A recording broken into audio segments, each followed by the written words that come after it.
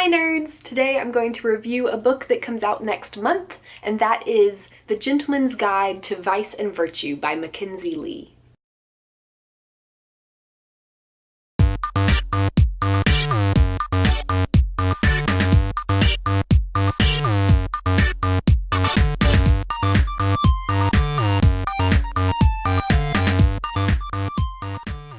I was so excited when I was approved for a digital review copy of this book because it was one of my most anticipated books of 2017, and it definitely lived up to that anticipation. So to start off, I definitely give this book 5 out of 5 stars. I loved it. This book is about a boy named Monty in 18th century England who has gotten into a lot of trouble in the past and has disappointed his father a lot of times, so he's got one last hurrah going on this tour of Europe with his best friend Percy, who he might just have a crush on, and his little sister, Felicity, who they're dropping off at finishing school.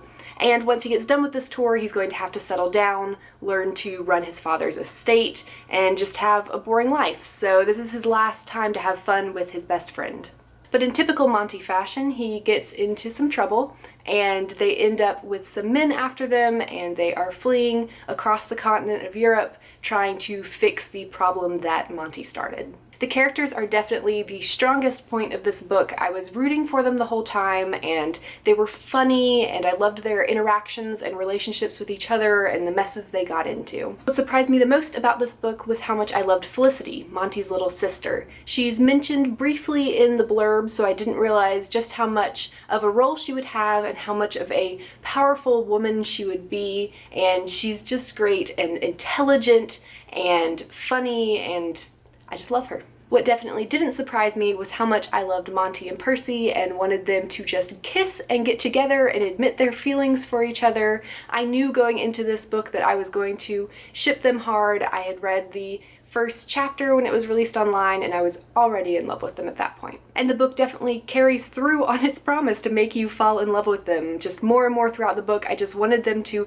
stop being stupid and realize that they both liked each other. So it's definitely got that frustrating, why won't you just admit your feelings kind of thing going on, which I definitely enjoy. I will say that I wish there had been more of the pirates in this book. I know that they've been mentioned a lot in the promotion for the novel, so I was expecting a little bit more of them, and I loved them. They were so funny. They are basically pirates who are really bad at being pirates, so I kind of wish they could have been in it more, but I also get why they weren't. This book also does a great job at touching on some of the issues in 18th century Europe without them bogging it down. It does talk about problems with being gay in that time period, or being a woman who wants to be a physician, which is Felicity, or being biracial or black because Percy is half African. So it just did a great job of showing the prejudices that would have existed at that time and the problems the characters would have faced without condoning those prejudices or glorifying them. I was also surprised that this book actually has a bit of a fantasy element, which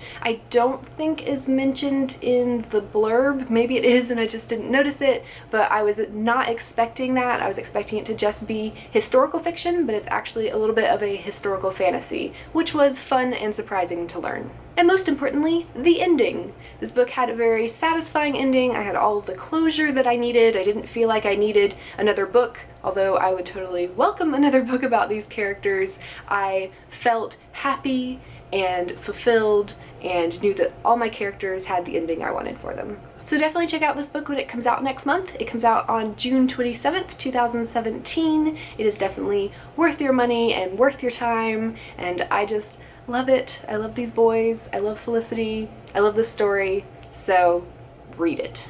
And don't forget to join us this Sunday at 7:30 Eastern Time. It is time for our book club. We will be talking about Six of Crows by Leigh Bardugo. We'll see you then.